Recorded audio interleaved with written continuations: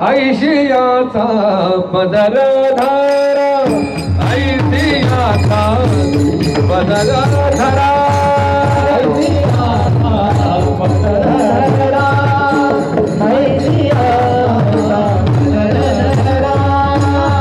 जेण देव येईल खरा जेण देव येईल खरा ऐसे पदराचे घरी ऐसे पदराचे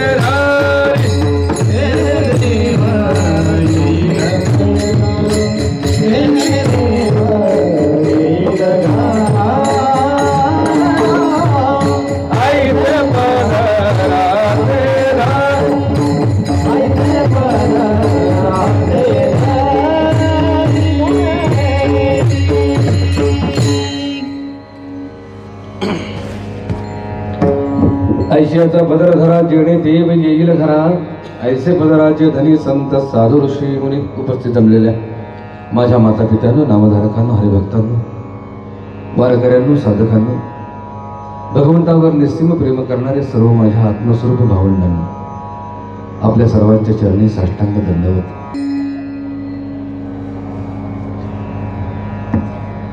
सेवेकरता निवडलेला अभंग अनंत कोटी ब्रह्मांड नायक कैवल्य साम्राज्य चक्रवर्ती संत श्रेष्ठ ज्ञानेश्वर महाराजांचा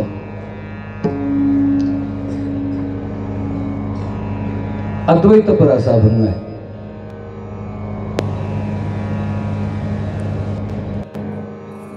माझ्या कीर्तनाची सुरुवात मी नेहमी वेगळ्या पद्धतीने करत असतो. बऱ्याच जणांना माहित आहे आणि मी एक 7-8 वर्ष मास्टरकी केल्यामुळं मला जरा प्रश्न विचारायची सवय आहे. देव कुणाकुणाला आवडतो हातवर करा बरं. वा काय प्रेम करता देवावर तुम्ही. खरं सांगा कुणाकुणाला वाटतं देव आपल्या घरी यावा हातवर करा. सगळ्यांना वाटतं. छान. आता माझा तिसरा प्रश्न आहे कुणाकुणाला वाटतं आपण देवाच्या घरी लवकर जावं हातवर करा.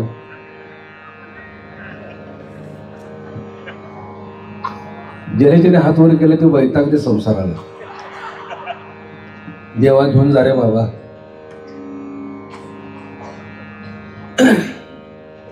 एक गोष्ट लक्षात ठेवा आम्ही का आलोय हे विसरलोय. आमच्या येण्याचं प्रयोजन काय आहे हेच कळलं नाही. या पृथ्वी तलावरती तुमचं आमचं येणं जे आहे ते येणं काहीतरी प्रयोजन आहे त्या पाठीमागे. गंमत अशा आहे आपल्या जीवनाची तुम्हाला खरं सांगतो ज्यांना कळत नाही ते सुखी आहेत ज्यांना कळते ते दुःखी आहेत. पशु पक्ष्यांना काही कळत नाही जनावरांना काही कळत नाही त्यांना काहीच कळत नाही ते सुखी आहेत. आणि आम्हाला जी भगवंताने एक्स्ट्रा जी बुद्धी दिलेली आहे बुद्धीचे वैभवान्य नाही तुझे. ते बुद्धी कशासाठी दिली ते कळते पण ते जाणते पण कशासाठी दिलं तर सुख उपभोगण्यासाठी आनंद उपभोगण्यासाठी किंबहुना परमानंदाची प्रचिती येण्यासाठी एवढं नव्हे देव होण्यासाठी कळते पण जाणते पण भगवंतानेच तुम्ही आम्हाला दिले हेच आम्हाला कळेना. आम्ही दुःखात आहोत. ज्या सुखाला सुख मानायचं ते सुख न मानता आम्ही सुख प्राप्त करण्याच्या पाठीमागे लागलोय. जे मुळातच आहे पण ते सुख विसरलो आणि ऐहिक सुखाच्या पाठीमाग वस्तू सुखाच्या पाठीमाग तुम्ही आम्ही लागलोय. अरे गोष्ट सांगू वस्तू सुख मुळात वस्तूची अपूर्ण आहे. तिच्यापासून मिळणारं सुख कसं पूर्ण असेल. घरामध्ये टीव्ही होताच ब्लॅक अँड व्हाईट टीव्ही होता. म्हणजे ब्लॅक अँड व्हाईट टीव्हीचं सुख संपलं. आम्ही कलर टीव्ही आणला. त्या खोक्यातलं सुख संपलं कलर टीव्हीच्या. आम्ही प्लाझ्मा आणला. प्लाझ्म्याचं सुख संपलं. आम्ही एलईडी आणला. जेवढं म्हणून वस्तूपासून आम्ही सुख प्राप्त करायला जातो तेवढं आम्ही दुःखात जातो. लक्षात ठेवा. कारण सुख आणि दुःख हे भोग जे आहे ते देहाचे भोग आहेत. तुमचे आमचे भोग नाही आहेत. ते तुमचा आमचा जो भोग आहे ना तुमचं आमचं जो समाधान आहे हो ते परमात्म्याला प्राप्त करण्यात आहे. म्हणून मी सुरुवातीला सांगितलं, ज्यांना कळत नाही ते खूप सुखी आहेत, खूप सुखी आहेत. त्यांना घेणं देणंच नाही. का? ते भूतकाळातली घडलेल्या गोष्टीची चिंता करत नाही आणि भविष्याची दुःख व्यक्त करत नाही, ते भविष्याची चिंता व्यक्त करत नाहीत. लक्षात ठेवा, ते वर्तमानात जगतात. तुम्ही आम्ही काय करतो माहितीये का? राहतोय वर्तमानात आणि जगतोय भविष्यात. मनाला विचारून बघा, आत्ता वर्तमानात आहे पण आम्ही भविष्यात जगतोय, उद्यात जगतोय. जगतो की नाही? उद्या मला हे करायचं आहे, उद्या मला ते करायचं, त्याची विवंचन आत्ता चालू आहे. पण आत्ताचा क्षण आमचा हातात न चाललंय, कोणाच्याच लक्षात येईल. माझं बोलणं कळतं का? आणि एक गोष्ट लक्षात ठेवा, आज कधीच जात नाही आणि उद्या कधीच येत नाही. कळलं का माझं बोलणं? आज कधीच जात नाही, उद्या कधीच येत नाही. आम्ही उद्या उद्या म्हणतो, पण तो उद्या आज असतो. पण तो आज आमच्या हातात निघून चाललाय हे कळत नाही. आणि खरं सांगू, सुख खऱ्या अर्थानं वर्तमानात आहे. पण आम्ही वर्तमानातलं क्षण वाया घालवायला लागलो भविष्याच्या चिंतेत. भविष्यातले काय आम्हाला सापडेनाच. मुक्ताईला तर इतकं सुंदर सांगताना सांगितलं, कल्पना सुसरीची मिठी सोडिता सुटेना. कल्पना म्हणजे काय? कल्पना म्हणजे एखादी मुलगी नव्हे, मुलीचं नाव नव्हे. कल्पना म्हणजे जी अस्तित्वातच नाही, त्यात आम्ही जे रमतो त्या नाव कल्पना. म्हणजे आम्ही रमतो कुठं? भविष्य काळात, कल्पनेत. आपल्याला हे करायचं, आपल्याला ते करायचं, आपल्याला असं करायचं, आपल्याला तसं करायचं आहे. त्या रमण्याला कल्पना म्हणतात. आणि ती कल्पनेची जी मिठी आहे ना, सुसर नावाची, ती सुटायलाच तयार नाही. कल्पना सुसरीची मिठी सोडिता सुटेना. समजून म्हणून मी दुःख भोगतो. आमच्या हातात सुख निघाले, वर्तमानातच आहे, निघाले. आणि म्हणून सांगतो, आमच्या येण्याचं प्रयोजन काय आहे? ना भूतकाळातलं दुःख, ना भविष्याची चिंता, वर्तमानात त्याला प्राप्त करणं आणि जीवनामध्ये साक्षीत्वानं राहणं, यासाठी तुमचा आमचा जन्म आहे. साक्षीत्वानं इतरांना राहता येत नाही. साक्षीत्वानं फक्त मनुष्य देहाला राहता येतं. जो या मनुष्य देहात आलेला त्याला साक्षीत्वानं राहता येतं. साक्षीत्वानं राहणं म्हणजे काय? कर्मात न गुंतता कर्म आमचं डोळ्यानं पाहणं, याला साक्षीत्वानं राहणं म्हणतात. आम्हाला दुःख का होतं माहितीये का? आम्ही कर्मात अडकतो म्हणून आम्हाला दुःख होतं. रस्त्यावरती 2 गटात मारामारी सुरू झाली. इकडून काही लोक दगडफेक करतायत, त्यांची डोकी फोडतायत. इकडून काही लोक दगडफेक करतायत, त्यांची डोकी फोडतायत. दोघे एकमेकाची डोकी फोडतात, रक्तबंबाळ झालेत. आणि तिथे एक बंगला होता, त्या बंगल्याच्या टेरेसवरनं एक जण त्या दोघांची भांडणं बघत होता. डोकी कोणाची फुटत होती? भांडणं करणाराची का वरून बघणाराची? मोठ्यानं बोला. डोकी कोणाची फुटत होती? वरून भांडणं बघणाराची फुटत होती का करणाराची फुटत होती? करणाराची. तो वरून साक्षीत्वानं बघत होता, खाली भांडणं चालू आहेत, डोकं त्याचं फुटत नव्हतं, पण तो बघत होता. तसं आमचं कर्म, भगवंताने देहालाच कर्माचा अधिकार दिलेला आहे. कर्म हे होत राहते, पण ते कर्म मात्र त्या कर्मात न गुंतता जेव्हा मी साक्षीत्वानं त्याला पाहतो, पाप आणि पुण्य साक्षीत्वानं पाहता आलं पाहिजे, सुख दुःख साक्षीत्वानं पाहता आलं पाहिजे, आमचं कर्म आमच्या डोळ्याला पाहता आलं पाहिजे. दुखणी कुणाला माहितीये का? दुःख कुणाला आहे? डोकी कुणाची फुटतात? जी प्रत्यक्षात कर्मात गुंततात त्यांची डोकी फुटतात. कर्मात न गुंतता साक्षीत्वानं जर त्याच्याकडे पाहिलं ना, तर दुःख होणारच नाही. समजून घ्या. जरा क्लिष्ट आहे, अध्यात्म आहे, पण समजून घ्या. अलग लक्षात. इतर देहामध्ये सगळ्या गोष्टी समान आहेत. आहार, निद्रा, भय आणि मैथुन. आहार म्हणजे खाणं. पशु पक्षी जनावर सगळेच खातात, मनुष्य देह सोडून सगळेच खातात ना. असं मनुष्य देह खातो. निद्रा झोप प्रत्येकाला झोप प्यारीच आहे. भय भीती प्रत्येकाला भीती आहे. मैथून म्हणजे भोग, प्रत्येक जण भोग भोगतोच. पण इतर योनींमध्ये आणि या योनींमध्ये फरक आहे. तो फरक कोणता आहे? इतर योनी दुःख भोगण्यासाठी आहे, ही योनी दुःख भोगण्यासाठीच आहे. पण दुःखावर मात करण्यासाठी म्हणून भगवंतांनी स्पेशली एक गोष्ट दिलेली आहे, त्याचं नाव आहे बुद्धी. बुद्धीचे वैभव अन्य नाही. कळते पण, जाणते पण, समजले पण, हे तुम्हा मला मिळालेलं आहे, यालाच आम्ही ज्ञान म्हणतो.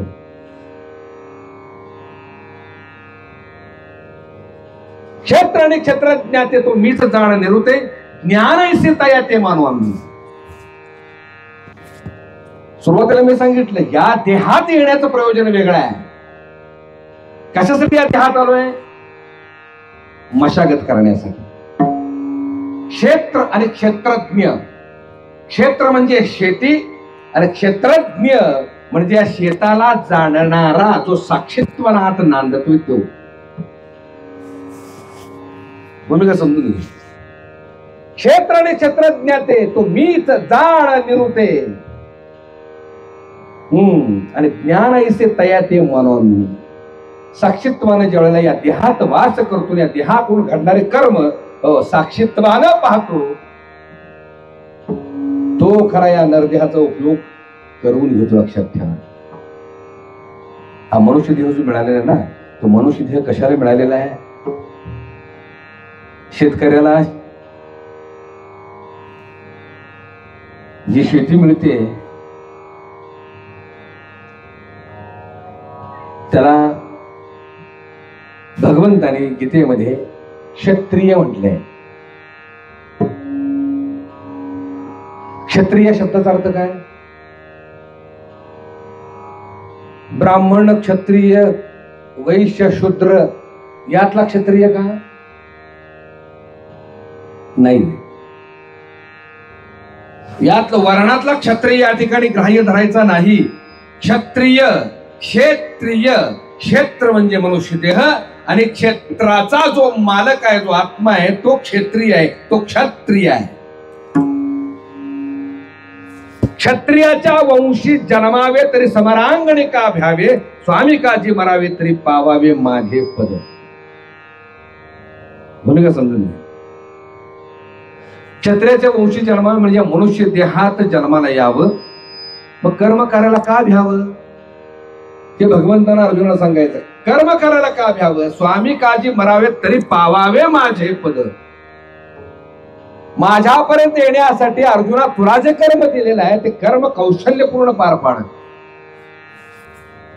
आणि ते कौशल्यपूर्ण कर्म पार पाडण्यासाठी तुला या देहात मी घातलेला आहे, हा देह दिलेला आहे. या देहात सहज आलो नाही. देहात हा देह मिळाला तो सहज मिळालेला नाही. सर्व जन्माच्या शेवटी हा मनुष्य देह पावे पाठी, या परी उत्तम किरीटी मी रचले नाही. कारण येणे जन्मे मज ओळखावे. मला प्राप्त करण्यासाठी अर्जुना इतर देहांची गरजच नाही. एकच हा मनुष्य देह मी सर्व जन्माच्या शेवटी घातलेला आहे. कारण येणे जन्मे मज ओळखावे, येथेचीच आपणा ते उद्धरावे, आणि येथेचीच जोडावे नरक यातनेसी. इतर योनीसारखं जर 84 लक्ष योनी म्हणजे मनुष्य देह योनी जर आम्ही मातीत घातला तर पुनरपी जननम पुनरपी मरणम पुनरपी जननी जठनी शयन चालूच आहे. आणि म्हणून येण्याचं प्रयोजन लक्षात ठेवा.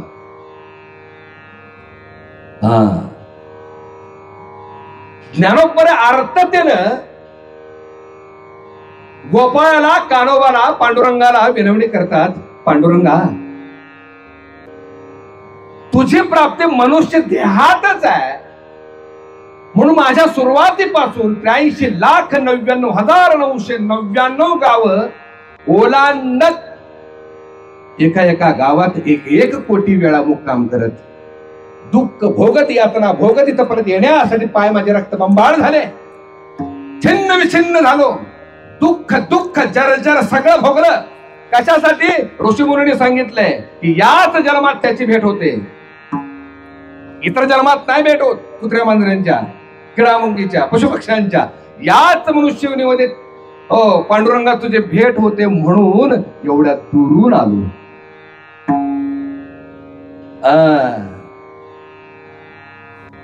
पडले दूर देशी पडले दूर देशी पडले दूर देशी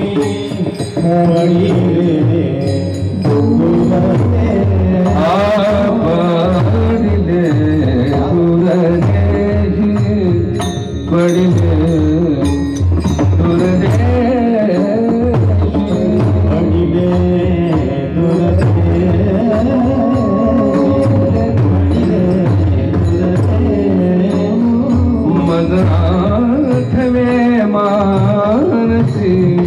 मजरातवे मानसी नको नको हा वियोग नको हा वियोग कष्ट होत पडिले दूर देशी पडिले दूर देशी पडिले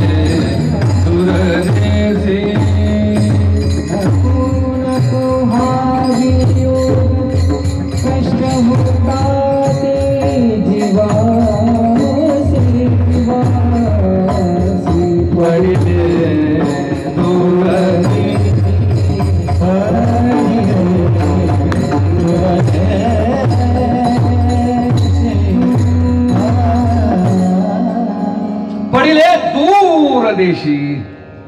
भगवंत मला आठवते सगळं सगळं मला आठवते. खूप लांबच्या देशातून पडलोय. आता कुठलं दूर देश? ऑस्ट्रेलिया, दक्षिण आफ्रिका, फ्रान्स, अमेरिका, कुठला देश? मनुष्य देह नावाच्या 84व्या लक्षात युनिटून पडलोय. का पडलोय? तुझ्या भेटी करता. आणि मला जन्म मरणाचा फेरा चुकवायचा आहे पांडुरंगा. भेट रे दयाळा, भेट रे. या युनिट येऊन जर तुम्हाला भेटला नाही तर पुन्हा तुझ्या प्राप्तीसाठी मला 84 लक्ष युनिट हिंडावे लागते,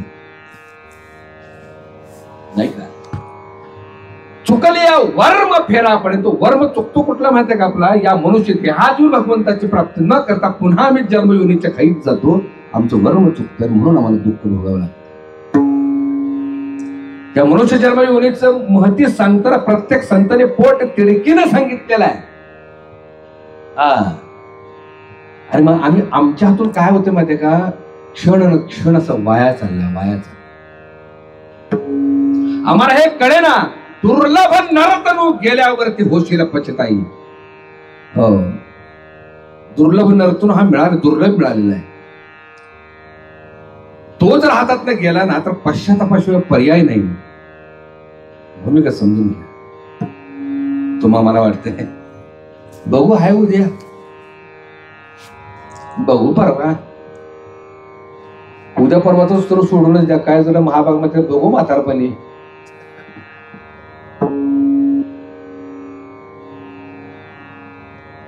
एवढं सोपं आहे का? तेथील प्रमाण निर्णय वेदाशी तेथील जंतुसिकी. वेदाने ग्वाही दिली. अरे आम्हाला कळला नाही. वेद नेते नेती म्हणती ज्याला. चहू वेद जाण साई शास्त्री कारण अठराही पुराण हरीशी गाती तरीही तो सापडला नाही. वेद जाणू गेला पुढे मौनावला ते गुह्य तुझला प्राप्त कैचे. पण ज्यांना वेदशास्त्र पुराणाला सापडलेला ऋषी मुनींना कळणार नाही. असा तो 1-2 तासाच्या कीर्तनात कळणार आहे. काय म्हणतो मी? 1-2 तासाच्या कीर्तनात तो कळणार आहे का? विषय सोडून द्या. कीर्तनात आध्यात्मिक कीर्तनात कळणार नाही, तो व्हॉट्सअपच्या कीर्तनात कसा कळेल? माझं बोलणं कळते का? कारण कीर्तनाकडे तुम्ही लोक इव्हेंट म्हणून बघता. काय म्हणून बघता? इव्हेंट. गाथा तुकोबरायांची संपली, भागवत नाथांचा संपला, दासबोध समर्थांचा संपला. आणि म्हणून काही सगळं संपल्यामुळं आता म्हणते चला आता व्हॉट्सअपचा पुरवठा करूया. म्हणजे व्हॉट्सअपचे विनोद, फॉरवर्डेड मेसेज आम्ही कीर्तनातनं सांगायला लागलो. संपलं का होते?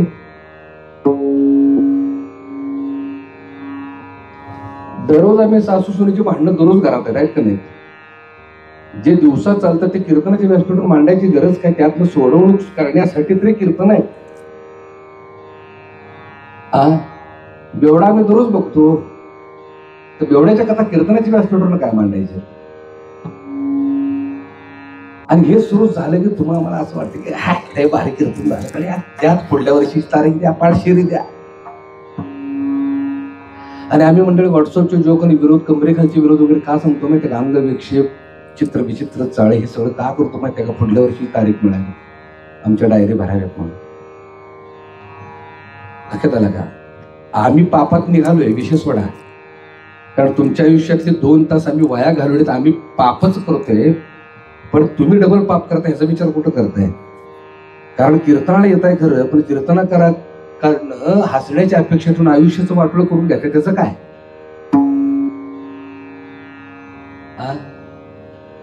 बाकी काय नाही हो. भान तुमचं हरपले. आणि मी एवढा परकडपणे का बोलतो माहिती का? मला पुढल्या वर्षी बोलवा अगर न बोलवा, मला घेणं देणं नाही. मला बी आलाय प्रवास करून करून कंटाळा. जे ऐकायचं आहे ते संतांचे पोट तरी कानात ठेवून ऐका. आणि मनुष्य ह्याचं सार्थक झालं पाहिजे. आणि कीर्तनाच्या व्यासपीठाकडे बघताना मनोरंजन न म्हणून बघता ते उद्धाराचं साधन म्हणून तर किमान बघा. तेवढंच एक व्यासपीठ राहिलेलं आहे उद्धाराचं साधन म्हणून. अपेक्षा मला चिठ्ठ्या येतात नारायण महाराज, हे म्हणा, आईवरचं गाणं म्हणा, बापावरचं गाणं म्हणा, मला चिठ्ठ्या येतात. का रे बाबा? कळत नाही. खूप दुःख होतं भावंडांना. असू दे, थोडस गांभीर्यानं.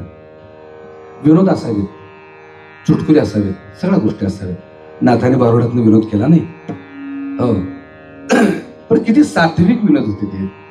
सगळे संत महात्मे सात्विक विनोदातून मांडण्याचा त्यांनी प्रयत्न केला. तो सगळ्या अंगानं, अंगानं भगवंताला मांडण्याचा प्रयत्न केला, पण किमान त्या जीवाला कळावा म्हणून वेगवेगळे प्रतीक दिली ना, वेगवेगळे रूपक दिली. बघा, तो अनाकरणीय परमात्मा इतका, मी मगाशी सांगितलं, वेदांना कळणार नाही, शास्त्रांना कळणार नाही, ऋषी मुनींना कळणार नाही, तपस्वींना कळणार नाही, हो, ध्यानियांना कळणार नाही, योगियांना कळणार नाही. असा परमात्मा समजावून सांगण्यासाठी ज्ञानोबांनी ज्ञानेश्वरी लिहिली. अवघड आहे, खूप गीता अवघड आहे. पण गीतेवरती भाष्य करताना ज्ञानोबांनी भगवंताप्रती असलेले जे सिद्धांत आहेत ते सिद्धांत कळावेत म्हणून 4500 दृष्टांत दिलेत. एवढंच नव्हे, अनेकांनी गीतेवरती भाष्य केलं, अनेकांनी. तर प्रत्येकाने गीतेवरती भाष्य करत असताना पहिल्यांदा ज्ञानाला महत्व दिलं, ज्ञानाधिष्ठित ठिकाण केलं. सर्वसामान्यांना ते कळेनाच का? अज्ञानी जीव आहे.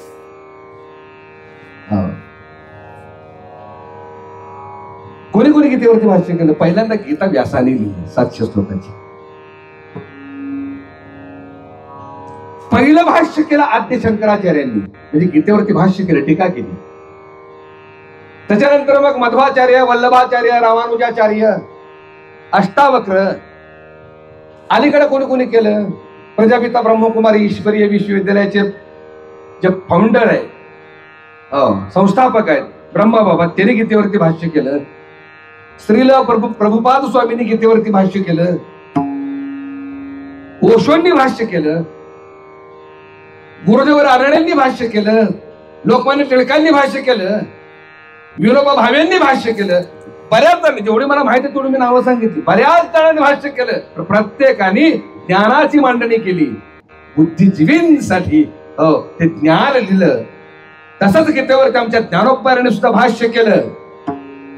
पण या सगळ्या भाषांतरामध्ये, सगळ्या टीकेमध्ये जगमान्य झाली ती ज्ञानेश्वरी. का जगमान्य झाली ज्ञानेश्वरी ती? ज्ञानोबरांना मान्य आहे, ज्ञानोबरांना माहित आहे ज्ञान म्हणजे विवेक आहे, ज्ञान म्हणजे दिव्य दृष्टी आहे. पण त्या दिव्य दृष्टीपर्यंत पोहोचण्यासाठी या सर्वसामान्य जीवाला अखंड प्रयत्न करावे लागतील.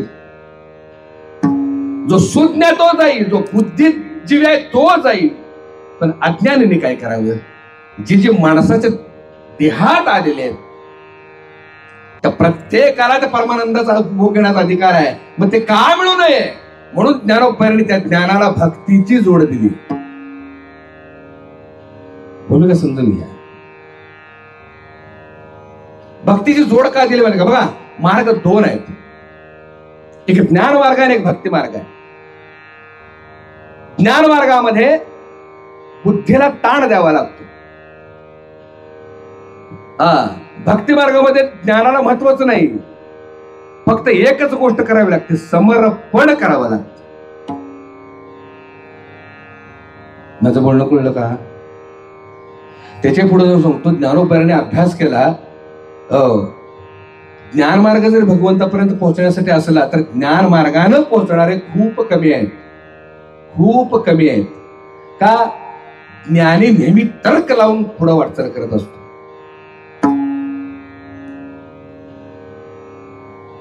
आणि भक्त काय करतो माहितीये का?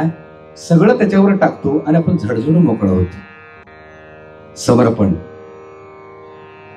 म्हणून मी नेहमी सांगत असतो, ज्ञानाचा जन्म बुद्धीत न होतो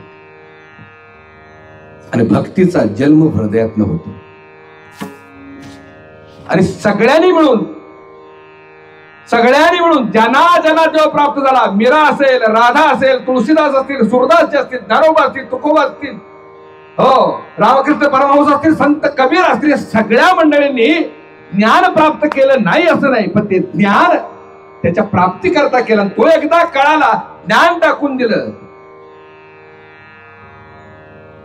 आपल्या परमार्थामध्ये जे आपल्या वारकरी संप्रती अध्वर्य त्यांनी हे सांगितले, टाळा टाळी रोपला नाद, अंगो अंगी मुरारा छंद, भोग भोगितातला भेद. पण काय सांगितलं? ज्ञान गिळून गावा गोविंदुला. ज्ञान ठेवून जर आम्ही गोविंदाला गायला गेलो ना, तो बाप जन्मात मिळणार नाही. आणि म्हणून बुद्धीच्या माध्यमानं ज्ञान प्राप्त केलं, पण बुद्धीच्या बळानं तो भेटतच नाही. तो भेटतो फक्त समर्पणानं, आणि समर्पणाची शक्ती भक्तीजवळ आहे. आणि म्हणून भगवंताला तर्कानं कधी पाहू नये, भगवंताला पाहावं भक्तीनं, भगवंताला पाहावं किंबहुना भगवंताला प्राप्त करावं हृदयातून. कळलं का? मस्त रावण वेद पठण करणारा होता, श्रीमंत होता, ऐश्वर्यवान होता, नाही का, 14 चौघडाचं राज्य होतं, सगळ्या गोष्टी होता. पण हे सगळं करत असताना हे सगळं ठेवलं त्यानं. ज्ञानाबरोबर अहंकार बी ठेवला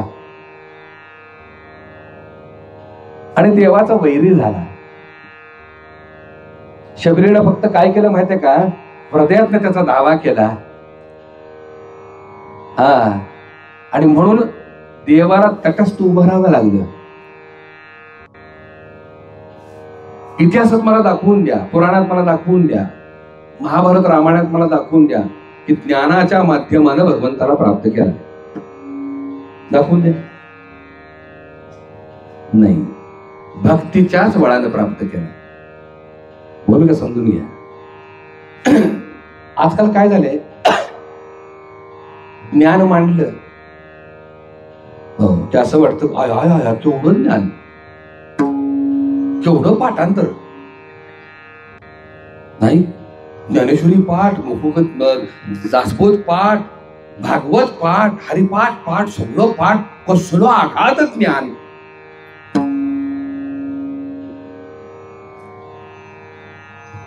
तुम्ही सर्वसामान्य आहात. तुम्हाला बी असा प्रश्न पडला असेल की बाळकृष्ण दादा काय गोड कीर्तन करता हो, कसलं पाठ आहे तुमच्या बी, कीर्तन करता, प्रवचन करता, गायन करता, पाठांतर आहे, सगळं आहे. देव तुम्हाला भेटला असेल नाही. विसरा, तुम्ही भ्रमात आहे. विसरा, तुम्ही भ्रमात आहे. देव कुणाकडे माहितीये का? हे ज्याच्या जवळ नाही त्याच्याकडे देव आहे. माझं बोलणं कळलं का? आमच्या पाट्या बरबटलेल्या आहेत. आमच्या पाट्या बरबटलेल्या आहेत, तुमच्या पाट्या कोऱ्या आहेत. तुमच्या पाट्या कोऱ्या असल्यामुळे देव तुमच्याजवळ खूप जवळ आहे, आमच्यापासून खूप लांब आहे. कारण त्याला साठवण्याची जागा इतरच गोष्टीनं भरलेली आहे. नवल अहंकाराची गोठी विशेष नलग्या ज्ञानाच्या पाठी, झोंबे सत ज्ञानाच्या कंठी, नाना संकटी नाचवी. नाचवी म्हटले, नाना संकटाला तोंड द्यावा लागतो ज्ञान्यांना. ज्याला कळते त्याला बी बरं का. म्हणून न कळते जवळ देव लय जवळ आहे का? न कळत्याकडे एकच गोष्ट आहे, आपल्याला काय कळत नाही. मी भक्त तू देव, एवढंच बाबा वासुदेव, आपल्याला काही कळत नाही. आणि एक गोष्ट सांगू, देवाबद्दल ज्ञान प्राप्त न करता थेट देवच आपलासा कसा होईल हे भक्ताचं लक्षण आहे. ज्ञानियाचं कौतुक समाजात होईल, पण ज्ञानियाचा शेवटा वृक्ष वाळवंटासारखा आहे. भक्ताने एकदा समर्पण केलं ना, लक्षात आलं का? अहो, या जन्मातलं दुःख सोडत जन्म मरणाच्या खाईतनं तो मुक्त झाला. पण आमचं झाले काय? कुंपणानं शेत खाल्लं. कुंपणानं शेत खाल्लं म्हणजे काय? कुंपण म्हणजे काय आणि शेत म्हणजे काय? शेताच्या राखणीसाठी कुंपण लावतात, बरोबर आहे की नाही? शेताच्या राखणीसाठी कुंपण लावतात. तसं देवाच्या प्राप्तीसाठी ज्ञान आहे. देवाच्या प्राप्तीसाठी ज्ञान आहे. पण झालंय काय? देवाला प्राप्त करण्यासाठी जे ज्ञान प्राप्त केलं त्या ज्ञानानं देवाला कळून टाकला. म्हणजे ज्याच्यासाठी ज्ञान तेच नाही सोय झालं, उपयोग काय? आजकाल काय तेच आहे. अहो, भले भले मोठे मोठे वक्ते मंडळी व्याकरण शिकवायला सुरुवात करतात कीर्तनात. मुळात ज्ञानोबाराने ज्ञानेश्वरी सोपे करून सांगितले नारायण महाराज. सोपे करून सांगितले का? ह्या अडाणी जीवाला कळावं म्हणून सोपे करून सांगितले. आम्ही उलट सुरू केले, अवघड करून सांगायला सुरुवात केली का? आमच्या अक्कल पिसायला नको का? आम्ही किती विद्वान आहोत. अरे तुझी विद्वत्ता तू मांड की, पण पुढच्याला काय? आणि आम्ही बी इतकं काय कीर्तन झाला, काय शब्द पांडित्य. हो, जिभेवर सरस्वती लोळण घेत होती. अरे बापरे, काय ते कीर्तन झालं. मी एकाला विचारलं, तुला काय कळलं? काय कळलं नाही, लय भारी बोलत होतो. देव चतुर चतुर चतुर, 3 वेळा देव तू कोपर आहे. चतुर चतुर का म्हण? तुला काय कर? 10 वेळा म्हणू देत, 50 वेळा म्हणू देत. तिथं आम्ही व्याकरण लगेच सुरू करतो. तिथं स्वल्पविराम द्यायला पाहिजे, तिथं पूर्णविराम द्यायला पाहिजे. हा उकार तिथं, हा शब्द प्रयोग तिथं काय केलंय? का करायचं आहे? थेट जा ना, आत्मबोध दे, गुह्य सांग. वृक्ष वाळवंट कोरडं सगळं, उपयोग नाही का त्याचा? काय ते ज्ञानात पेटवायचं आहे. एक जर वाळवंटात चुकला,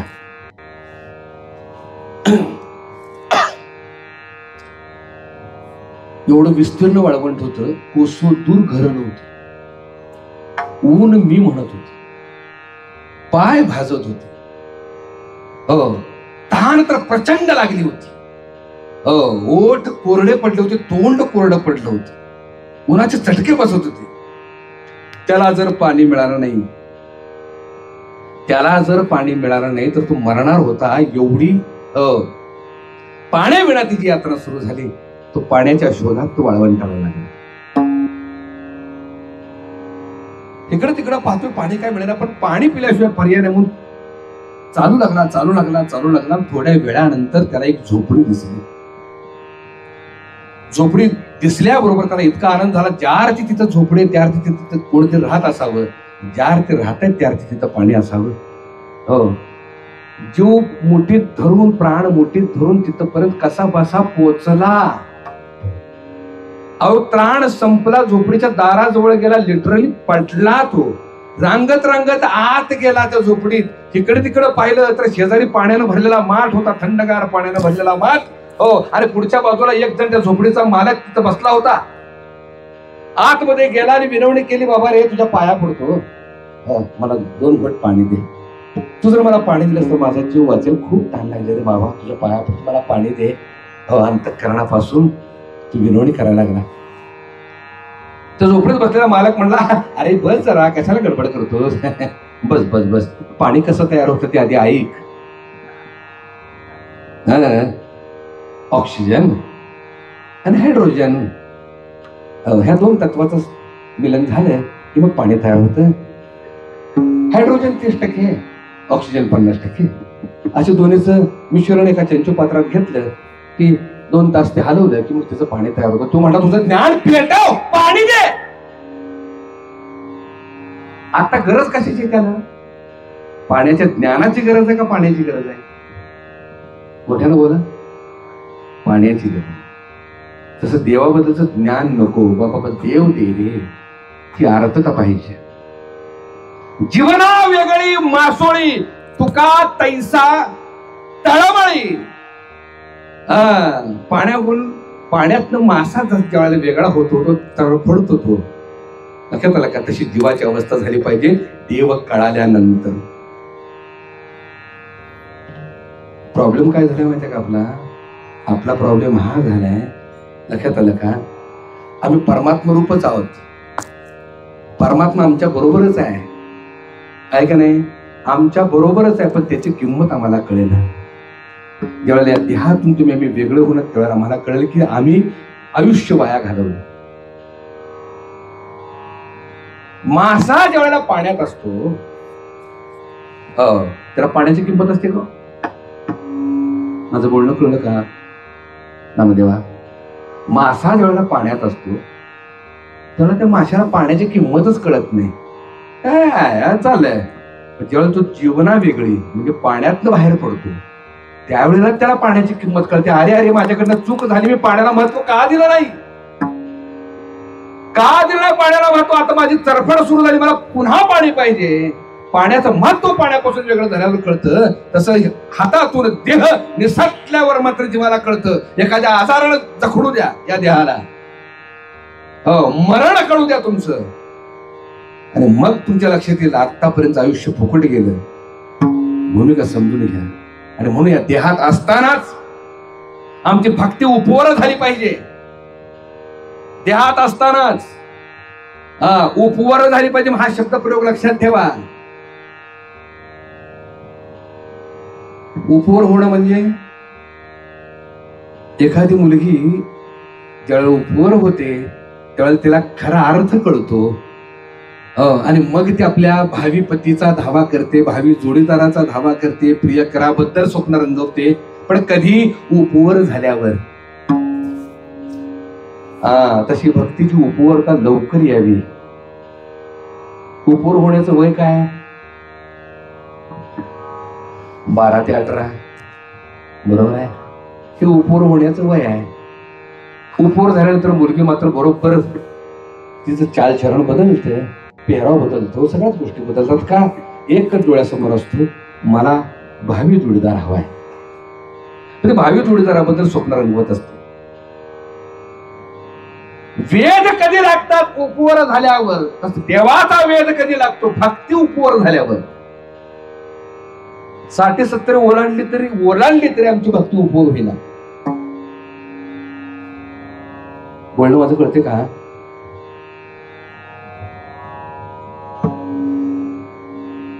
ही 4 भावंड आहेत ना,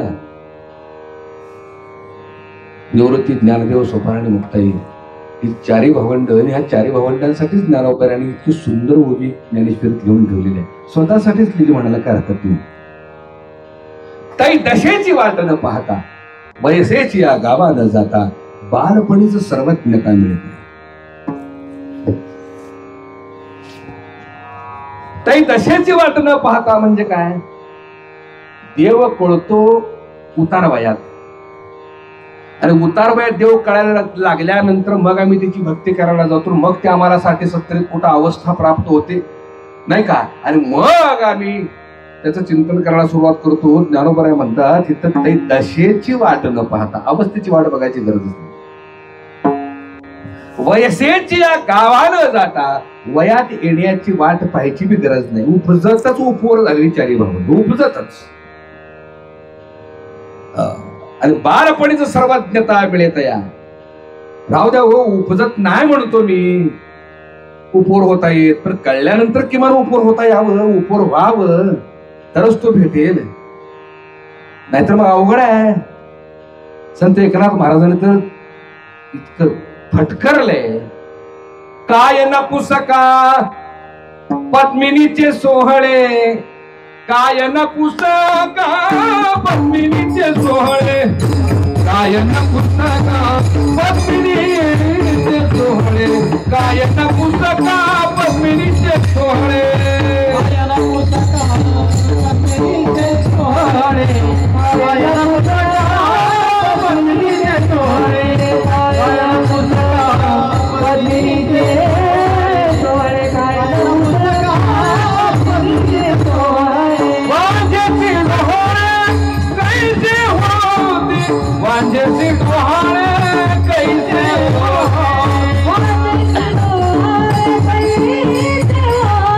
वांजेचे डोहाळे कैसे हरी मुखी गाता हरपणी खेळता, हरी मुखी गाता हरपणी खेळता, हरी मुखी गाता हरपणी खेळता, हरी मुखी गाता हरपणी खेळता, हरी मुखी गाता हरपणी खेळता, हरी मुखी गाता हरपणी खेळता, हरी मुखी गाता हरपणी खेळता, हरी मुखी गाता हरपणी खेळता, हरपणी खेळता, हरपणी खेळता.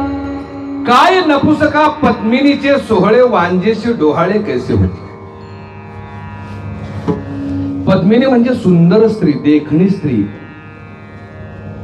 एका नपुसकाचं सुंदर देखण्या स्त्रीवर लग्न लावलं, संसार होईल का. काय नपुसका पद्मिनीचे सोहळे, वांजेशी डोहाळे कैसे होते.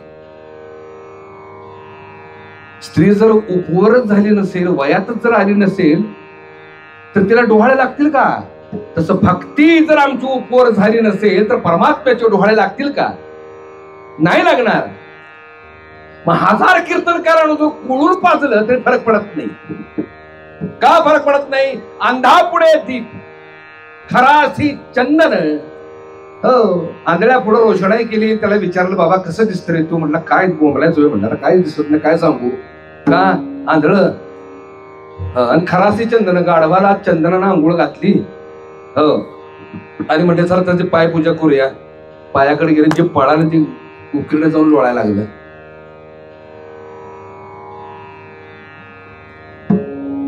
जोपर्यंत अंतःकरणामध्ये परमात्म्याबद्दलचा उमाळा जागा होत नाही तोपर्यंत लाखो कीर्तन करायची गरजच नाही. एक क्षण महत्वाचा आहे.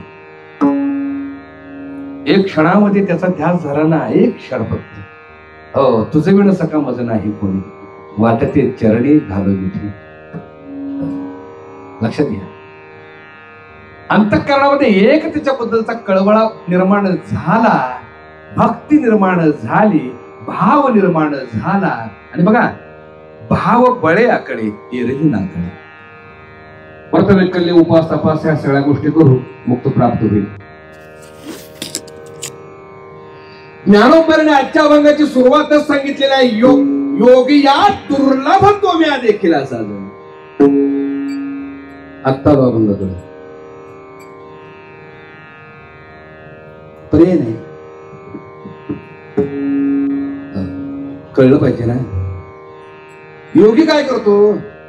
योग याग विधी व्रत वैकल्य उपास तपास जप तप कर्म सगळ्या गोष्टी करत असतो. पण आम्हाला हे कळालं नाही, ज्याच्यासाठी करावं तोच जर लक्षात नसेल.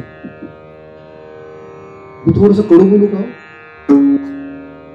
कडू बोलू, माफ करा ना. एखादी स्त्री पती नसताना, प्रियकर नसताना, भावी जोडीदार ठरलेला नसताना आकारण जर नटत असेल तर तिला काय म्हणावं. जैसे का पतिव्रता अन्य धर्म नेणे सर्वथा सर्व व्रतदान कथा पतीच कारणे. पतिव्रता नारी जे व्रतवेकले करते, उपास तपास करते, जपतप करते, ते कुणासाठी करते? आपल्या पतीसाठी करते. तिला आधी पतीला वरलेला आहे, त्याच्यावर लग्न केलेलं आहे, त्याच्यावर संसार करते ती, आणि सगळं व्रतदान त्याच्यासाठी करत असते. प्रियसी नटते कोणासाठी? आपल्या प्रियकरासाठी. कोणच नाही, लक्षातच नाही, त्याला प्राप्त केलाच नाही, त्याला समजलं नाही, त्याला जाणलं नाही, त्याला ओळखलं नाही, त्याला आपलासा केला नाही, नटणं मात्र चाललंय. त्याला म्हणतात शिंदळ भक्ती. कसली भक्ती म्हणतात त्याला? शिंदळ. आणि गोष्ट सांगू, जे उपास तपास व्रत व्यक्ती जे करतोय ना, हे कोणासाठी करतोय हे कळलं मग जरूर करा, भक्तीनं जरूर नटावं. मी त्याच्या विरोधात अजिबात नाही. व्रत करा, वैकल्य करा, मंडप घाला, रोषणाई करा, लाइटिंग करा, हो नाचा खेळा, उड्या मारा, सगळं करा, पण हे करत असताना कोणासाठी चालले हे आधी तर कळलं पाहिजे. त्याचा पत्ताच नाही. आमचं असं झाले, मड्याला 50 तोळ्यानं दागिने नटवलं, 50,000च्या अत्तरानं आंघोळ घातली, 5 पक्वान नाचून जेवण त्याच्या पुढ्यात ठेवलं, 10,000 रुपये मीटरवाली कपडे त्याला घातली. उपभोग होणार आहे का तिथे? माझं बोलणं कळते का नाही? उपभोग होणार आहे का तिथं? तसं त्याच्या विना ज्या मी व्रत व्यक्तीला जपतप करतो, उपयोग आहे का? का उपभोग घेणाराच तिथं नाही. भूमिका समजून घ्या. ज्ञानोबा ते योगी या दुर्लभ, त्याला प्राप्त करण्यासाठी योग्य सगळ्या गोष्टी करतात, पण तो प्राप्त कसा होतो हे जर टेक्निक नसेल. मगाशी सांगितलं भाव बळे आकळे, भावे विण देव न कळे निसंदेह. भावच नाही, हुम पैसा बघतोय, उपयोग काय? पैशाच्या वडाने देवी येईल, योग या विधीच्या वडाने देवी येईल. आजकाल आम्ही त्याला प्राप्त करण्यासाठी सत्तेचा पैशाचा वापर करायला लागलो. पण पुराणामध्ये सांगितले, ज्याने ज्याने सत्तेचा आणि पैशाचा वापर केला ना, देव त्याचा वैरी झाला. आधी त्याला मातीत गाडलाय देवानं. बरोबर आहे की नाही? अलीकडे काय रावणाची वृत्तीची बी आहेत, देवाला जिंकायला निघाले. VIP रांगेतलं देवाचं दर्शन कोणी कोणी घेतले पैसे भरून? म्हणजे पैशाचा मास दाखवून देवाचं दर्शन कोणी कोणी घेतले? हातवर करा बरं जरा.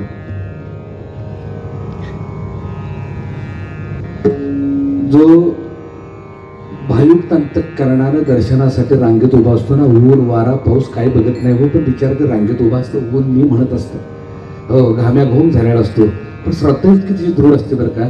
बास भगवंता हे सोचतो, तुझ्यासाठी सोचतोय, मला छान दर्शन दे रे, एवढी तुझी अपेक्षा असते. काय दळ भद्रीत का नाही? पैसेवाली ऑनलाईन बुकिंग करतात, 1000-2000 भरून, मधनच त्यांना इंटरेस्ट.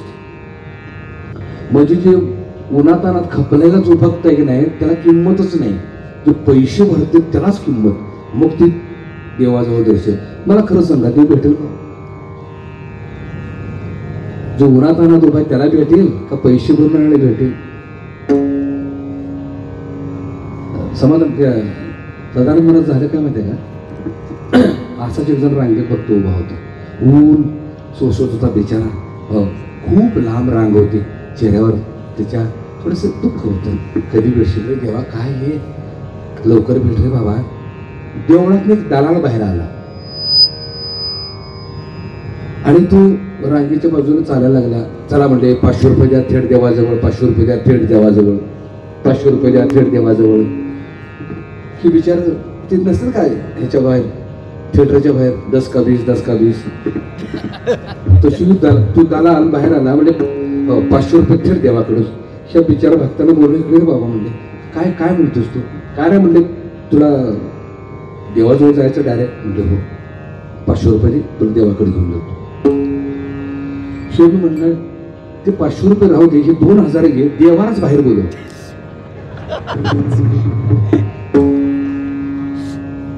500 रुपये मी देवाजवळ जाण्यापेक्षा देव जर पैशाचा भुकेला नसेल तर 2000 त्याला देऊन त्यालाच बाहेर बोलवतो. डोक्याला ताप नाही, एक्स्ट्रा देतो ना 1500 मी. कुठं आम्ही अक्कल घाण ठेवली. आणि अलीकडे पेव फुटले बघा. देवाच्या भक्तीचा बाजार म्हणला, देवाच्या भक्तीचा धंदा म्हणला. म्हणजे आम्ही ट्रस्टी मेंबर काय करायला लागलो, उन्हात तानात तळपणाऱ्याला मात्र आम्ही कमी लेखतोय, जो पैसा भरतोय त्याला मी श्रेष्ठत्व देतोय. मला एक सांगा, रांगेत उभं राहून पैसेवाल्याला जवळ करणं म्हणजे देवाची किंमत वाढली का पैशाची किंमत वाढली? तिथं मोठं बोला, किंमत कशाची वाढली? पैशाची वाढली. देवाची किंमत कमी करतोय आम्ही. देव नाही असं भेटत. आणि मी नेहमी सांगत असतो, रांगेत उभं राहतो ना, लक्षात आलं का? शॉर्टकट मार्गाने देवाला भेटायला जातो ना, बाप जन्मात त्याला भेटणार नाही देव. का? तो भक्त नाही, तो अभक्त आहे. काहीतरी इच्छा पूर्ण करण्यासाठी तो जात असतो, काहीतरी मागायला तो जात असतो. खऱ्या भक्ताची व्याख्या सांगताना संत महात्म्याने इतकं सुंदर सांगितलं, भक्त ऐसे जाणा जे देही उदास गेले आशापाशी निवारुनी. ज्यांच्या आशा इच्छा वासना मावळल्या तो खरा भक्त आहे. अभक्ताची व्याख्या करताना इतकं सुंदर केलेलं आहे. अभक्त देवाला काय म्हणतो माहिती का? देवा दिलेस पण जरा कमी दिलेस, अजून जरा दे, हा अभक्त आहे. भक्ताची व्याख्या काय म्हणतात? भगवंताचे दिलेस ते माझ्या योग्यतेपेक्षा जास्त दिलेस, आता काय देऊ नकोस. आईची शपथ घेऊन सांगा, देवाच्या दर्शनाला रांगेत उभं राहावे आणि देवाजवळ गेल्यावर कधी म्हटलंय का, देवा मला काय देऊ नकोस पण शेजाऱ्याचं कल्याण कर, म्हटलंय का तुम्ही? मनाला जरा विचारा मनाला. का तुमचा तेवढा देवा शेजाऱ्याचा नाही? मला की म्हणजे आमचा स्वार्थ नाही का? देवा शेजाऱ्याचं वाटोळ होते, माझं तेवढं भलं कर. मी सांगते ते सांगते आणि देवाला देते काय माहितीये का? बघा, नारळ फोडते देवा पुढे, देवाच्या पायावरच नारळ फोडते. नारळ फोडला की नारळ फोडताना उडालेला खोबऱ्याचा तुकडा कुठं पडला आधी ध्यानात ठेवते. दोन्ही वाटे पिशवीत घालते आणि ती उडालेला खोबऱ्याचा तुकडा तासभर हुडकून आणते आणि देवाच्या पायावर ठेवते. मग देवाला म्हणते, देवा माझं कल्याण कर, माझं भलं कर, नाही का? दागदागिऱ्याला मडू दे, चारचाकी येऊ दे, बँक बॅलन्स वाढू दे, नवऱ्याची दारू सुटू दे, पोटाला पोर होऊ दे, नाही का? चांगला नवरा मिळू दे, चांगली टेकली बायको मिळू दे, बंगला पूर्ण होऊ दे. अरे बेट्या दिल्यास खोबऱ्याचा तुकडा, काय काय मागतोस तू? ट्रॅफिक हवाला बी पटणार 200 रुपये तास. खोबऱ्याचे तुकडे एवढं सगळं मागायला निघालायस. कुठे चाललंय? मग भक्ता यत्र गायन्ति तत्र तिष्ठामि. भक्त जिथं जिथं माझं भजन करतो ना, तिथं तिथं मी उभा आहे. त्यानं जंगलात करू दे, वळवंटात करू दे, रस्त्यावर करू दे, घरात करू दे, दारात करू दे, व्यापारात करू दे, व्यवसायात करू दे, कुठंही माझं भजन करू दे. त्याची चित्तामध्ये जर मी असेल तर मी त्याच्या बरोबर अखंड. अर्थ कळला का? ज्ञानोबाऱ्यानं हे टेक्निक कळालं आणि म्हणून ज्ञानोबाऱ्या म्हणतात, ह्या टेक्निकनं मी भाव देऊन त्याला प्राप्त केला की जो युगानुयुग वर्षानुवर्ष ज्यांनी तपश्चर्या केली त्यांना जो कळाला नाही. योगी या दुर्लभा तोम्या देखी माझा योगी या दुर्लभा तोम्या देखी माझा योगी या दुर्लभा तोम्या देखी माझा योगी या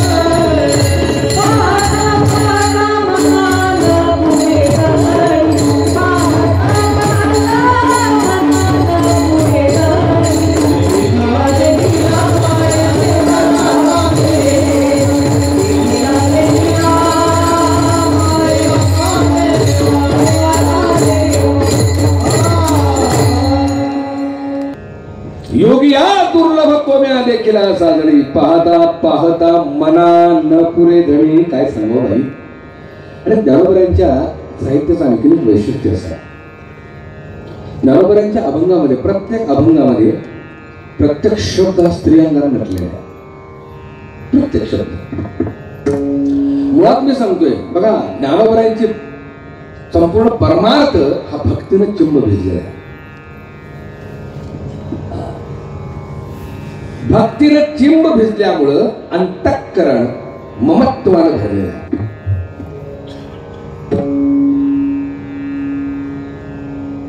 आई आपल्या लेकराला जन्म देते. 2 लेकरं होतात. तुम्ही हलवलं का? मॉनिटर हलवलं का? जर मॉनिटर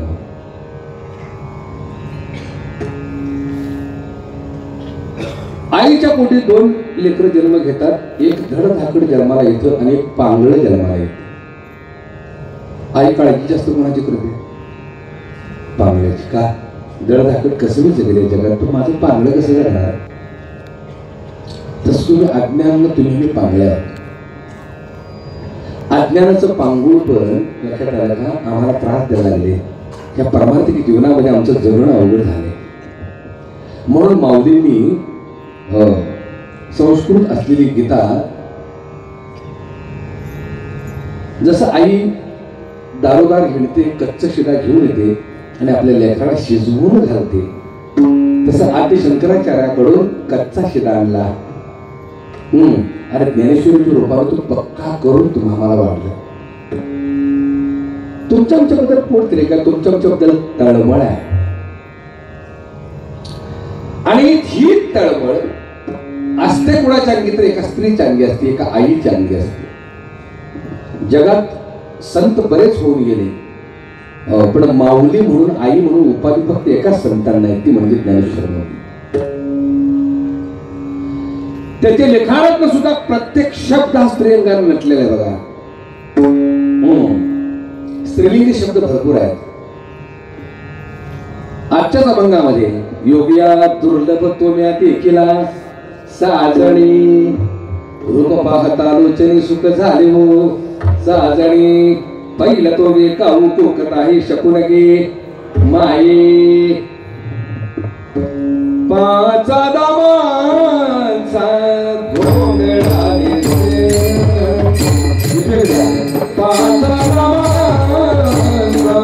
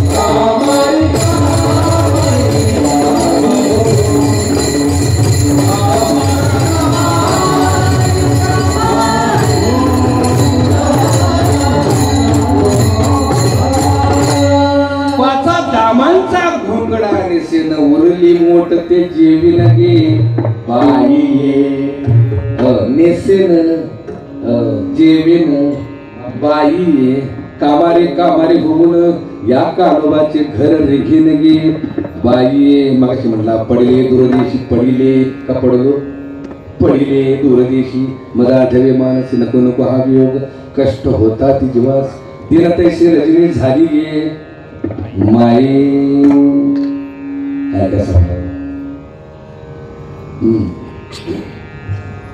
पंढरपुरीचा निळा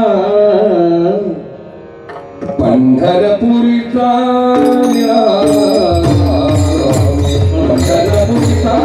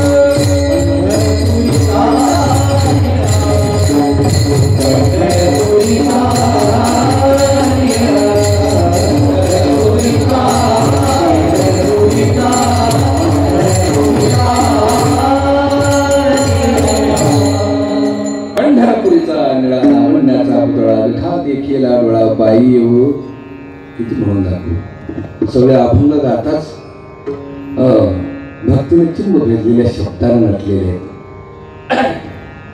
अर्थ कळला का? हा आणि तेव्हा कुठं माऊली आजच्या अभंगातून सांगतात देखीला साजणी आणि काय सांगा पाहता पाहता मनानं पुरे धनी देखीला देखीला माये देवांचा देव कुठला देव? देवांचा देव. आता देव कोण आहे तर देवांचा देव कोण आहे हे मी पाहणं गरजेचं आहे. राम कृष्ण विठ्ठल गणपती नारायण दत्त वासुदेव नाही का? मर्याय भावकाय सटवाय यल्लम्मा रेणुका जगदंबा लक्ष्मी येडुबा खंडोबा नाईकबा ज्योतिबा मसुबा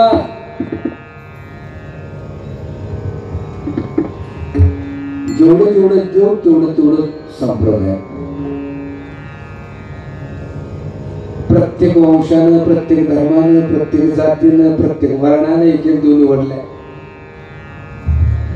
काय मंडळीने रामाला निवडला, काय मंडळीने कृष्णाला निवडला, काय मंडळीने विठ्ठलाला निवडला, काय मंडळीने भाऊकाला निवडला, सटवायला निवडला, रेणुकेला निवडला, यल्लम्मेला निवडला, जगदंबेला निवडला.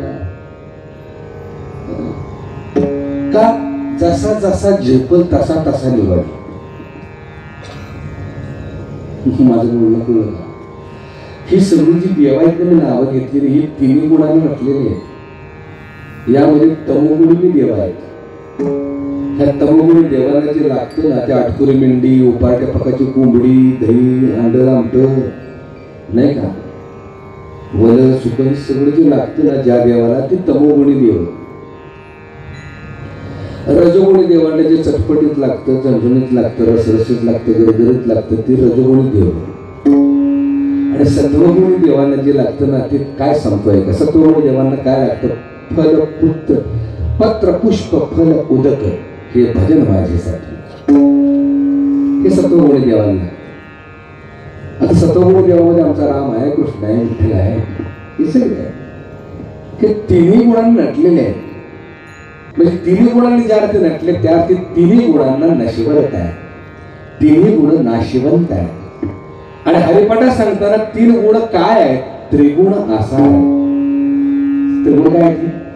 आसार आहे. बघा शब्द लक्षात ठेवा. त्रिगुणाने नटलेली ही जी देव आहे ती आसार आहे. ती सत्य नाहीये, ती खरी नाहीये. मग सार काय आहे तर ते निर्गुण आहे. निर्गुण म्हणजे काय? ह्या देवांच्या ह्या सगळ्या देवांचं ज्या एकानं सोंग घेतले तो निर्गुण परमात्मा तो सार आहे. ते ज्ञानोबा ते सांगतात देवांचा देव. अर्थ कळला का? आणि सगळ्यात थोडासा महत्वाचा विषय घेतो. काय झाले त्या व्यक्त परमात्म्याला समजावून सांगण्यासाठी आम्ही धर्म निर्माण केले, संप्रदाय निर्माण केले, सगळं निर्माण केले, पण आम्हाला तिथपर्यंत पोचताच येईना. माळ्यानं 5000 झाडं लावली. किती झाडं लावली माळ्यानं? 5,000 झाडं लावली. कशासाठी? त्याला फुलं यावीत म्हणून. दादा 5,000 झाडं लावली फुलं येण्यासाठी. कोणी? माळ्यानं. 1 वर्ष वाट बघितली. 1 वर्षानंतर रिझल्ट असा आला 4,999 झाडांना फुलं चालली नाहीत, एकाच झाडाला फुलं आलं. दोष कोणाचा? झाडाचा का माळ्याचा आहे? आता बघू किती दूर हुशार आहे. सांगा मला, दोष कोणाचा आहे? झाडाचा आहे का माळ्याचा आहे? नाही सांगते. झाडाचा? माळ्याचा? कोणाचा आहे? पुन्हा सांगतो, कळते का बघा. माळ्यानं फुलासाठी 5,000 झाडं लावली. 1 वर्षानंतर रिझल्ट असा आला एका झाडाला फुल आलं, बाकीच्या झाडांना फुल आलंच नाही. दोष माळ्याचा आहे. का? माळ्याच्या संगोपनात प्रॉब्लेम आहे. माळ्याचं संगोपन चुकीचं झालेलं आहे. तुम्ही म्हणाल महाराज माळ्याच्या संगोपनात दोष आहे, तर मग ते एका झाडाला फुल कसं आलं? तुम्हाला खरं सांगू, ते झाड ते फूल माळ्यापासून वाचलं म्हणून आलं.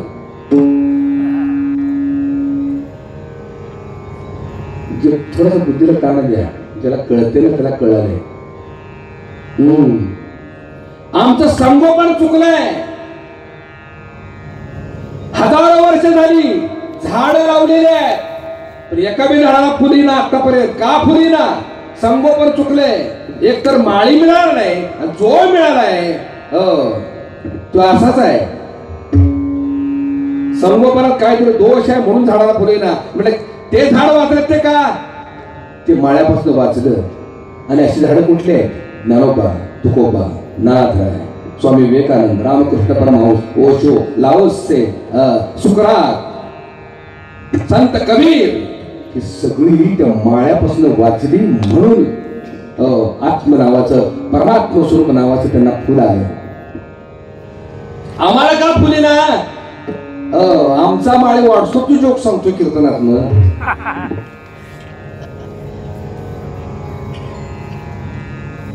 कळलं नाही? गुरु परंपरेशिवाय पर्याय नाही. आणि म्हणून माळे निवडताना सुद्धा जाणते नाही गुरु भजिले. तेणे कृतकारे होईजे जैसे मूळ सिंचने सहजे शाखा पल्लव संतोष. ज्ञानोपर्यंतच्या या देहाला आत्मस्वरूपाचं, परमात्म रूपाचं जे फुल आलं ना, त्याचं कारण आहे निवृत्ती दादासारखा सक्षम माळे होता त्यांच्या पाठीशी. निवृत्ती दादाने संगोपन केले ज्ञानोबा माऊलींचं, म्हणून फुल आलं परमात्म रूपी फुल. म्हणूनच जाणते गुरुभजीचे. आणि म्हणून परमार्थ करताना गुरु परंपरेला लेचपेच समजू नका. गुरु परंपरेला नावं ठेवू नका. गुरु परंपरेत राहणं म्हणजे आज्ञेत राहणं आहे. आम्हाला गुरु परंपरा आवडत नाही. का आवडत नाही? आम्ही देवाच्या पाया पडतो. का पडतो? त्याला काही कळत नाही. स्पष्टपणे परखड बोलतो, त्याला काहीच कळत नाही. दारू पिऊन जा, भ्रष्टाचार करून जा, लबाडे करून जा, मारामारी करून जा, वेश्यागमन करून जा, जाऊन दर्शन घे. कमरेवरून हात खाली आणलाय ना. विचारलं का मला धरून, ए बाबा काय करून आलास? माझ्या पाया पडत का आलाय? विचारत नाही. म्हणून आम्ही पाया पडतो देवाचे. पण सद्गुरूच्या पाया का पडत नाही? सद्गुरू आमच्या चुका लक्षात आणून देतो. आमच्या चुका लक्षात आणून देणं आम्हाला नको आहे. आम्हाला काय बी करून परमार्थ साध्य करताना पाहिजे. काय बी करू द्या. मटणं खावा, ताडवा प्या, भ्रष्टाचार करा, लबाड्या करा, पण देवा पाहिजे. मिळेल.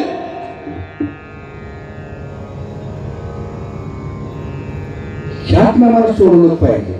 असला गुरु असला तर सांगा. कुठे चाललेलं? आणि जिवंत सद्गुरूच्या पाया पडायला आमचा अहंकार आढावा येतो. मी का पाया पडू? Board of the God. प्रत्येक जण देवाच्या पाया पडतो. का? He does nothing. त्याला काहीच कळत नाही. पण सद्गुरू जवळ पाया पडायला, सद्गुरू जवळ झुकायला आमचा अहंकार आढळतो. मी का पाया पडू? आणि चुकून जर मी पाया पडून त्याला जर शरण गेलो तर माझे अवगुण तो दाखवून देणार. आणि खरं सांगू, खरा सद्गुरू त्याला म्हणावा की जो शिष्याचे अवगुण दाखवतो. ना की देणगीसाठी त्याच्या चुकावर पांघरून घालून त्याला पुढे घेऊन जातो. ना, तू गुरु नाही, तू चोर आहे. समजून घ्या. आणि म्हणून सद्गुरु कृपेशिवाय देवांचा देव कळणार नाही. देव भरपूर जण दाखवतील पण देवांचा देव दाखवणार आपल्या आयुष्यात आला पाहिजे.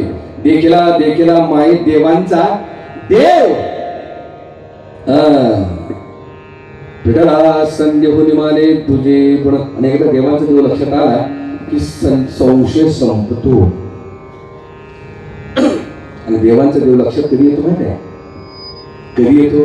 अनन्यतेनं सद्गुरूला शरण गेल्यावर आणि अनन्यतेनं परमात्म्याची भक्ती केल्यावरच. ज्ञानानं नाही. का? ज्ञानाला काय होतं? तर्क. काय होतात? तर्क.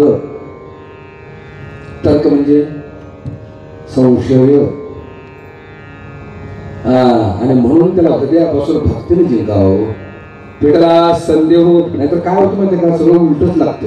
एक गोष्ट सांगतो. 3 मिनिटं राहिली.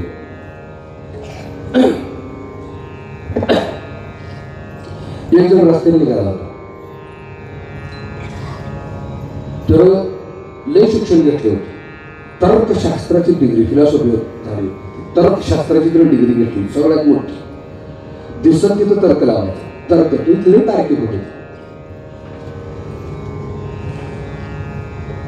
रस्त्यावर एसटी थांबली. एसटीतनं खाली उतरला आणि गावाकडे यायला लागला. लोड शेडिंग असल्यामुळं रस्त्यानं अंधार होता. त्याचा पाय भरला. चालताना पाय भरला. कशाने भरला कोणा असतो पण पाय भरला. तो म्हटला कशाने भरला असा बरं?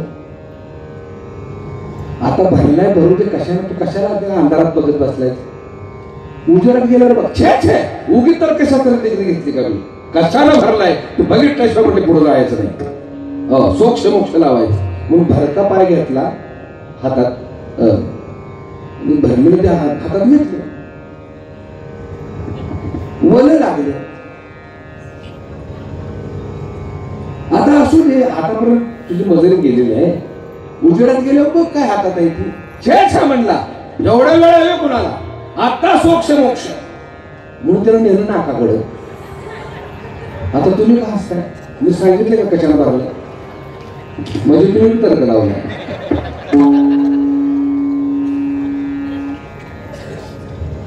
त्यानं नेलं नाकाकडे. नाकाकडे नेलं. ह्याला वास येणार का? सर्दी झाली होती. बास झाला तर नाकापर्यंत नेण्याची तुझी मजली गेली. बास कशा? छे तर्क लावण्याची पुढे जायचं आहे वे. आता का पुढचं करून टाकू? तर्क लावायची गरजच नाही. तुम्ही तर्क लावला लक्षात आला का? बघा, मन बुद्धी अगोचर न चले तर्काचा विचार. उल्लेख परेहुनी परब्रह्मते. पण तो उल्लेख अउल्लेखनीय जो परमात्मा आहे ना, तो करतळे आवळे तैसा हरी कधी होतो माहितीये का? भाव बळे याकडे. समजून घ्या. म्हणून एकदा भाव दिला की संपला. मग ज्ञानोबा तेच सांगतात. भाव दिल्यामुळे झालं काय? देखीला माहिती देवांचा देव विठला संदेह निमाले तुझे पण द्वैत संपलं. आणि मग काय झालं? मला अनुभूती काय आली? अनंत रूपे अनंत विषे देखीला मी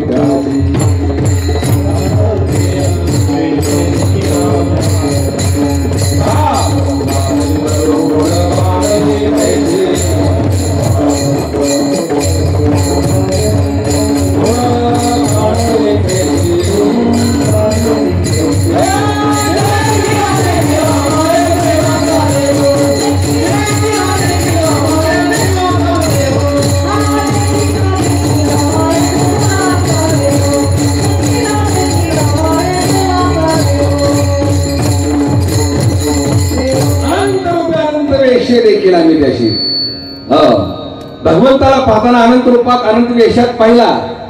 सगुणालाही मान्यता दिली. पण ज्याच सगुणानं जे सगुण नटले, ज्याच्या जीवावर नटले, तो निर्गुण मी साक्षी रूपाला कुठं पाहिला? बाप रखुमा देवी म्हणून खूण मांडली केस. तो प्रत्येक मंदिरामध्ये खूण रूपाला उभा आहे. देव रूपाला नाही, खूण रूपाला उभा आहे. तो खूण रूपाला का उभा केलाय? तो अव्यक्त कळावा म्हणून त्या आकारात उभा केलाय.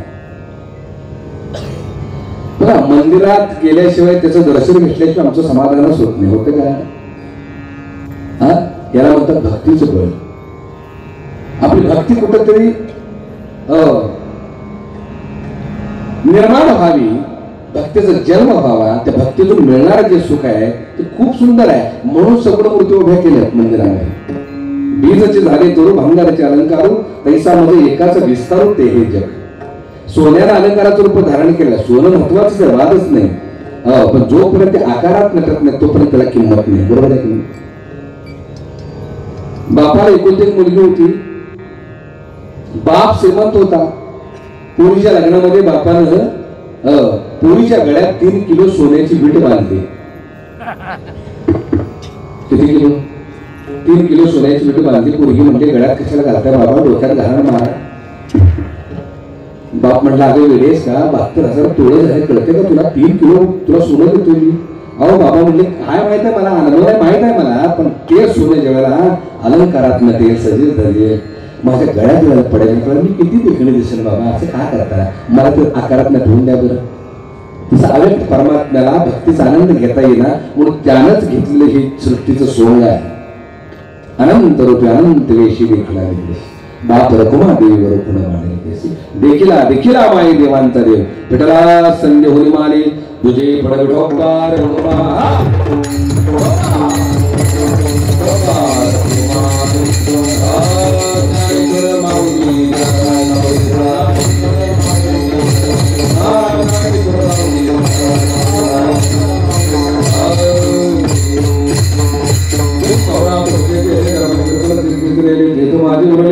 पण करविली तैसे केली गटगट पुढे का नीट देव जाणे.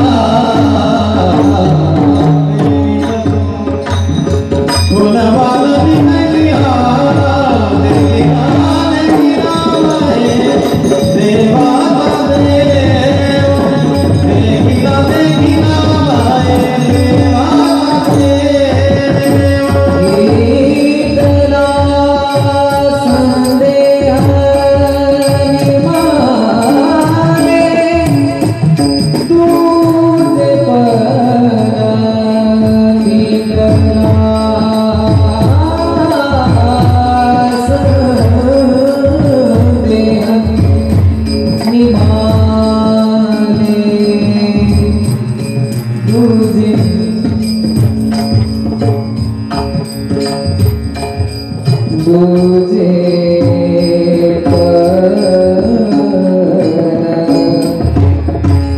विठला संदेह निमाले तुझे पण